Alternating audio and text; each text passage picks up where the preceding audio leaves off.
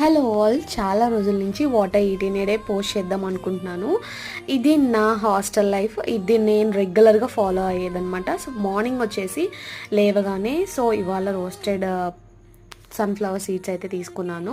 And then అవి తిన్న తర్వాత ఒక 30 మినిట్స్ గ్యాప్ ఇచ్చిన తర్వాత ఇవాళ మా హాస్టల్లో పూరి చేశారనమాట. My favourite all time favourite. రోజు పూరి తినమన్నా తినేస్తాను నేను.